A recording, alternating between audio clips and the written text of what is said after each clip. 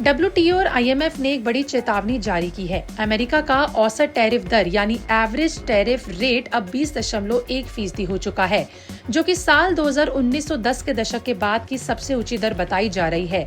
ये आंकड़ा सिर्फ एक नंबर नहीं है, ये एक संकेत है कि दुनिया एक नई ट्रेड वॉर यानी कि नए व्यापार युद्ध की तरफ बढ़ रही है। और इसका असर सिर्फ अमेरिका या फिर चीन पर नहीं बल्कि भारत जैसी उभरती अर्थव्यवस्था पर भी पड़ने वाला है।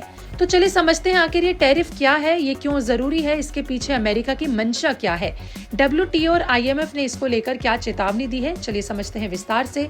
आगे बढ़ने से पहले समझ लेते हैं कि आखिर एवरेज टैरिफ रेट का मतलब आखिर क्या है।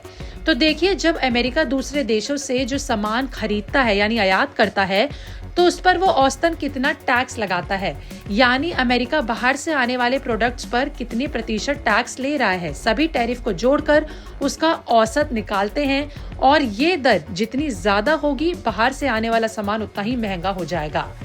चलिए आगे बढ़ते हैं। WTO और IMF के नए डेटा के अनुसार बात करें तो औसत टैरिफ दर अब 20.1% पर पहुंच गई है।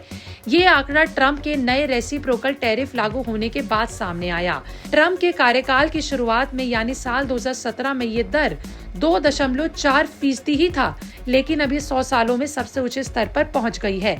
यहाँ तक कि 1930 के ग्रेट डिप्रेशन वाले दौर से भी ज्यादा आज के समय पर यह हो चुका है। साल 2025 में अप्रैल महीने में डोनाल्ड ट्रंप ने घोषणा की थी रेसिप्रोकल टैरिफ की, यानी जितना टैरिफ तुम हम पर लगाओगे उतना ही हम तुम पर लगाएंगे। इसके बाद अमेरिका ने चीन, यूरोप, भारत और अन्य देशों से आने वाले हजारों प्रोडक्ट्स पर भारी टैरिफ लगा दिए।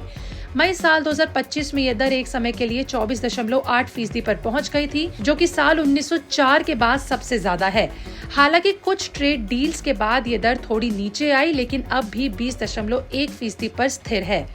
आखिर ये टैरिफ क्या होता है? तो देखिए, सरल शब्दों में समझे तो टैरिफ का मतलब है वो टैक्स जो एक देश दूसरे देश के आयात होने वाले सामान पर लगाता है। उदाहरण के तौर पे समझे तो मान लीजिए कि अगर अमेरिका भारत से आने वाले स्टील पर 20% टैरिफ लगाता है, तो अमेरिका के बाजार में वो स्टील महंगा बिकेगा और अमेरिकी कंपनियों को फायदा मिलेगा। लेकिन अब चिंता की बात यह है कि जो एवरेज टैरिफ रेट अमेरिका का हो चुका है, उसका असर सिर्फ अमेरिका तक ही सीमित नहीं रहेगा। इसका असर बाकी सभी देशों तक पहुंचने वाला है। जैसे बात करें भारत की, जो अमेरिका को टेक्सटाइल, ऑटो पार्ट्स, जूते और इलेक्ट्रॉनिक एक्सपोर्ट करता है, उसे अब भारी टैरिफ देना पड़ेगा।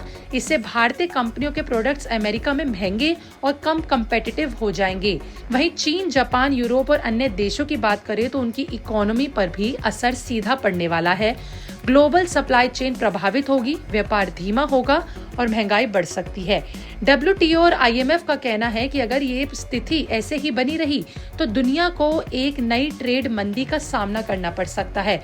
तो क्या अमेरिका की ये टैरिफ पॉलिसी दुनिया को एक नई आर्थिक जंग की तरफ ले जा रही है?